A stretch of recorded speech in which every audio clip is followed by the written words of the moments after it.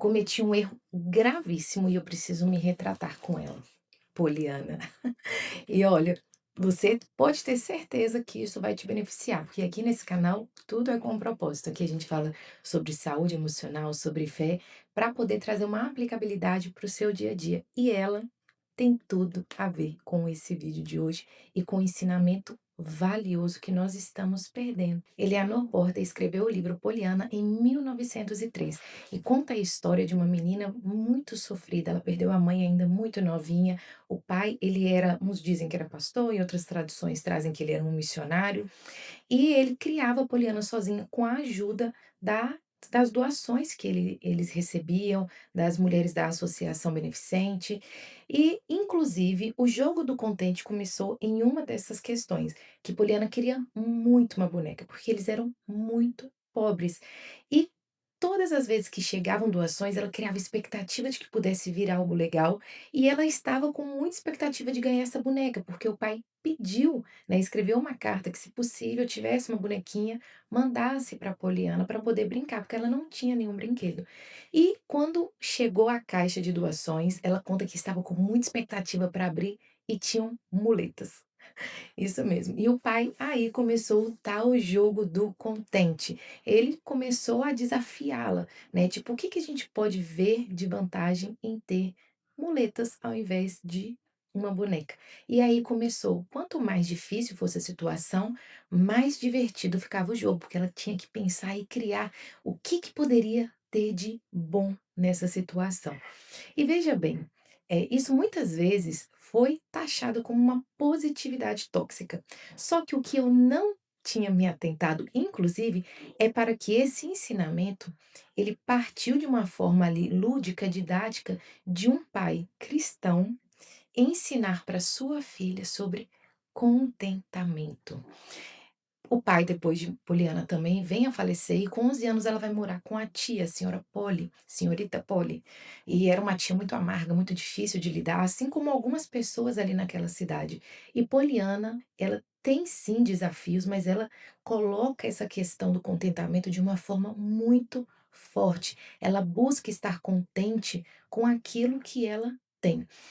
E a partir disso, inclusive, ela começa a ganhar a afeição da tia e de praticamente todas as pessoas da cidade, né, a ponto de que no final acontece algo muito triste com Poliana, ela sofre um acidente e as pessoas da cidade, aquelas que eram amargas, elas foram contagiadas pela alegria da Poliana e elas começam a incentivar a Poliana, a ajudar a Poliana a buscar um motivo para estar contente. Isso daqui é um resumo breve, né, do que é este livro, que é um livro infantil, mas que me deu um tapa de luva.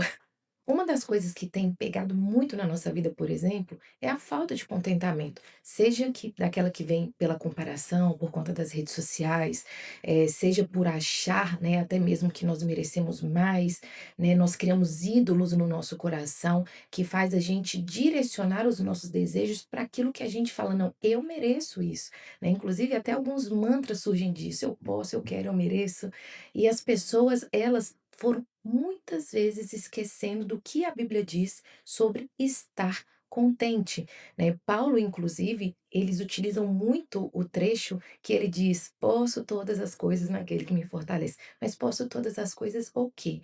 Eu posso estar com fome ou eu posso estar com comida, eu posso estar livre ou eu posso estar preso. É em todas as situações.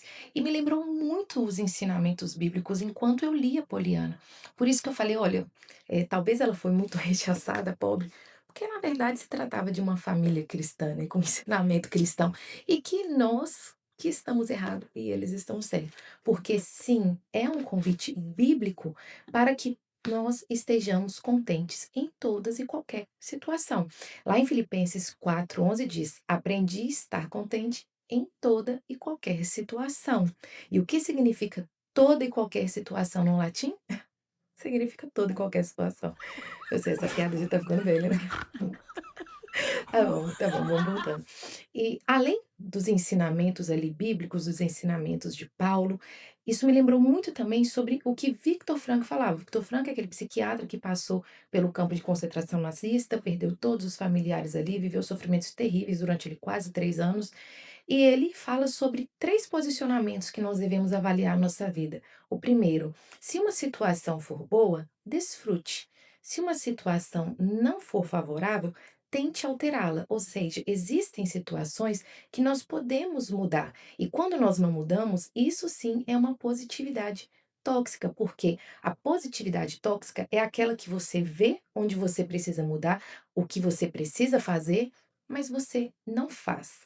E o terceiro posicionamento é de completo estilo poliana, que se é um sofrimento que é inevitável, não tem como mudar, eu preciso mudar a mim mesmo. Ou seja, se uma situação for boa, desfrute. Se ela não for favorável, tente mudá-la. Se ela não for possível mudar, mude a si mesmo, ou seja, mude a forma como você enxerga, como você interpreta as situações. Isso que vai fazer você lidar com os sofrimentos da vida. Porque uma outra coisa que Viktor Frankl falava, que é muito importante e que vai contra o que muitas vezes nós estamos aprendendo no dia a dia, é de que existem sofrimentos que são inevitáveis e eles são inerentes à vida. Ou seja, o ser humano, ele vai passar por sofrimentos. E geralmente quando ele passa por sofrimento, ele pergunta o seguinte, "Poxa, por que que está acontecendo comigo? Por que que aconteceu tal situação? Por que eu não tenho isso?" Sendo que a pergunta correta, segundo Frankl, é: "Por que não seria comigo?" Se o sofrimento, ele é inerente, ou seja, ele é algo que vai acontecer nesse mundo, que ele vai acontecer com as pessoas, por que não comigo? O que me faz ser tão bom o suficiente a ponto de não merecer o sofrimento inevitável da vida. Ou seja, as coisas ruins, infelizmente, elas vão acontecer.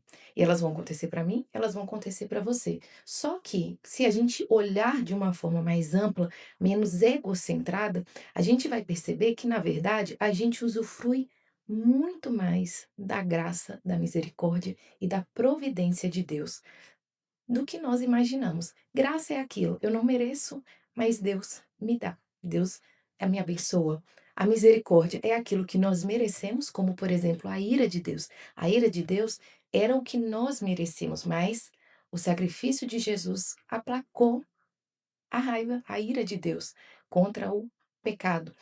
Então, ou seja, nós merecíamos a ira de Deus, mas a misericórdia dele faz com que até aquilo que nós merecíamos às vezes a gente não receba. E a providência é aquilo que também vai nos trazer exatamente aquilo que nós precisamos no momento que nós precisamos.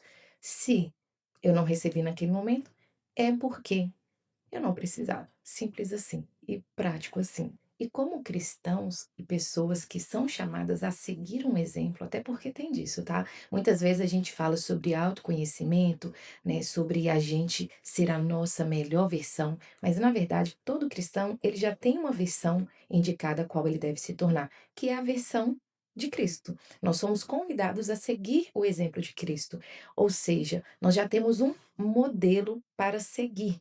Então a gente não precisa ficar às vezes desesperado procurando por onde, qual caminho eu vou, qual que é a minha melhor versão, como eu lido com esse cotidiano. A gente tem que se perguntar: como Jesus faria nesse momento?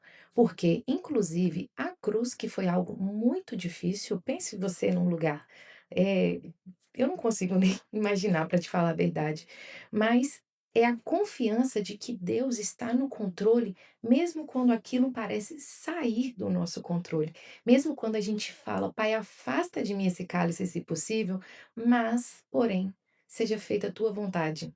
No meu querer, eu gostaria de outra coisa, mas compreendendo que Deus é um Deus bom, misericordioso, gracioso, um Deus que cuida de mim, eu vou agradecer, não pelo sofrimento em si, mas por saber que eu tenho esse Deus que está cuidando em todas as situações, mesmo que eu ainda não consiga ver. Como Poliana, que chegou lá, sofreu muito na vida, teve muito problemas com a tia, com outras pessoas amargas, mas aquele comportamento dela foi o que foi tocando a vida daquelas outras pessoas, a ponto de chegar a fazer até uma certa revolução, transformar a vida de outras pessoas e depois, inclusive, ela conseguia entender que, poxa, ainda valeu a pena, sabe, valeu a pena porque eu consegui ajudar outras pessoas e depois essas pessoas ainda voltaram para me ajudar no momento que eu mais precisava.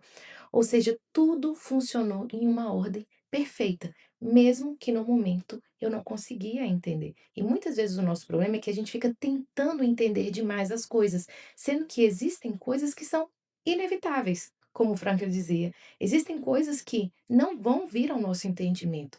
Compreende, cabe a nós somente o aceitar a vontade de Deus, ver se eu preciso fazer algo diferente. Se eu não tenho o que fazer diferente, eu preciso desenvolver um contentamento. E a gente não joga esse jogo do contente, que é como ela chama, para fingir que vai tudo bem, mas porque de fato nós cremos que todas as coisas cooperam para o bem daqueles que amam a Deus, que é o que diz em Romanos 8:28.